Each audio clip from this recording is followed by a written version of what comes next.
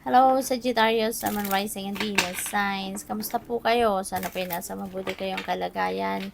Welcome back po sa Star Tarot. At kung bago po kayo rito, welcome din po kayo.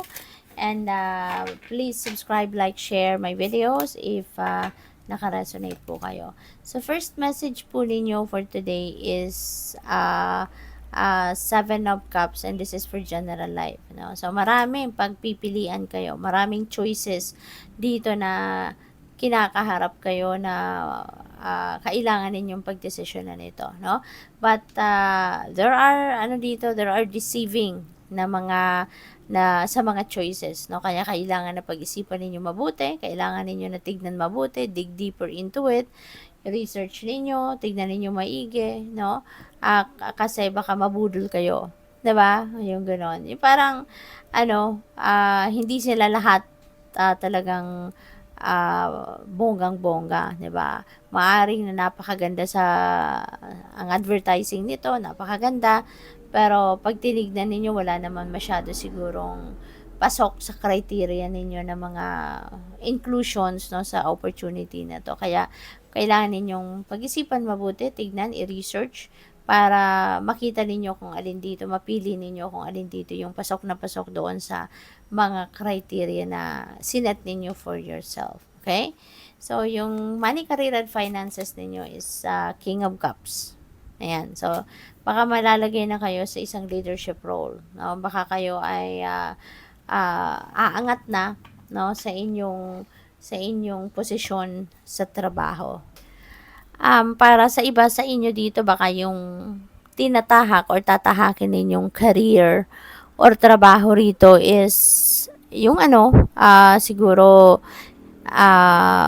counseling, no? Baka kayo ay teacher, mentor, yung ganon, life coach, baka along those lines, no? Yung karera na tinatakbo or tatahakin ninyo at this time. So, pwedeng ganon ang ganap. At maaari din, na ang iba din sa inyo dito, gagalingan din ninyo, no, sa pagmamanage ng inyong kaperahan. Maaaring magfo-focus kayo doon sa kaperahan, sa paggastos wherein may balanse, no? Alam mo na kailangan, no? Kailangan ninyong pagkagastusan 'yan, and at the same time, you will be emotionally fulfilled, no? Kahit gumastos kayo ng pera, naglabas kayo ng pera sa isang bagay or isang sitwasyon, pero emotionally fulfilled din kayo at the same time doon sa pinagkagastusan ninyo, yung gano'n. So, maaaring may mga ganong ganap, no? Ang iba sa inyo dito, Sagittarius. Hindi lang yung basta-basta lang kayong magbibitaw ng pera, pinag-iisipan ninyong mabuti rin, no? We have Hierophant, and maaari, no? This is for relationships. Pwede nga ang iba sa inyo is getting married. No? Maaaring magpapakasal na ang iba sa inyo dito with a Hierophant energy. Or, pwede rin ang iba sa inyo dito seeking for advice, no?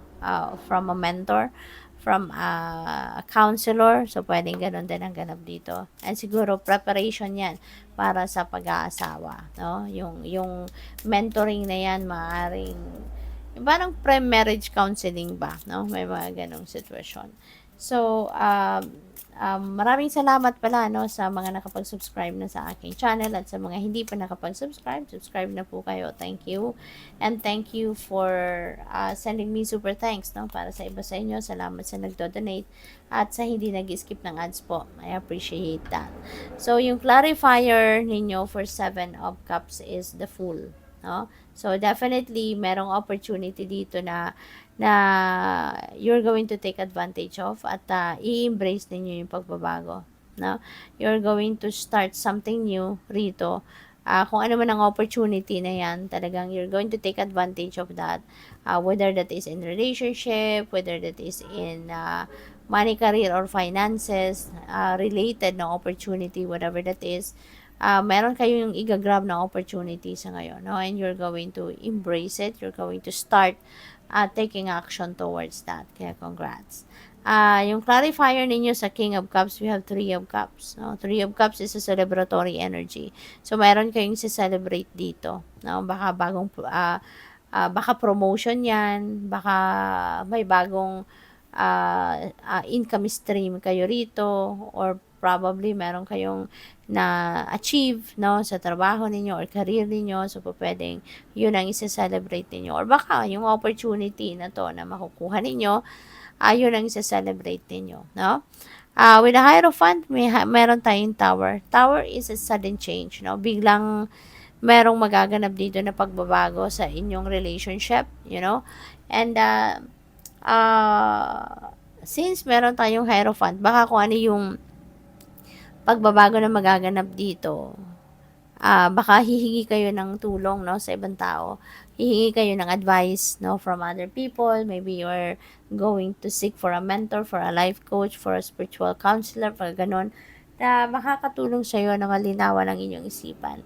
At magabayan kayo, no? Magabayan kayo sa kung anong dapat ninyong gawin dito sa bagong sitwasyon na to, or sa bagong ano na to, sa bagong tawag dito, yung changes na to na mangyayari sa buhay ninyo, no? Pagdating sa inyong relationship. Kasi this is a little shake up. Hindi ito yung plano mo, hindi ito yung ginusto mong mangyari, no? Na sitwasyon na to. Kaya ano yan? Maaaring ikagulat mo yan, maaaring ikakawindang mo yan. So, depende sa inyo yung sitwasyon. But definitely, there is a shake up na mangyayari sa inyong relasyon dito. So, tignan natin kung ano ang final message ni Sagittarius. We have intuition. Okay? So, yung intuition, no, is, lumabas. Alright. So, this is a reminder para sa'yo, no, na mag-pay attention kayo sa inyong intuition, because intuition is divine guidance, no? Maaari na maraming gabay na pinapadala sa inyo or ipapadala sa inyo ang divine universe, and that is to help you, no, navigate your life. That is going to help you na magkaroon kayo ng ng linaw, makita ninyo yung clear direction of where you are heading, or kung ano ang dapat ninyong gawin. Okay? So, pagdating naman sa dito, no, epiphany, si clarity, ayan na nga, no, malilinawan talaga ang inyong isipan sa ngayon. Kung ano man yung, whatever it is that you are looking for, whatever it is that you are seeking, clear direction, makakatulong sa inyo na magdesisyon, it will be given to you, no?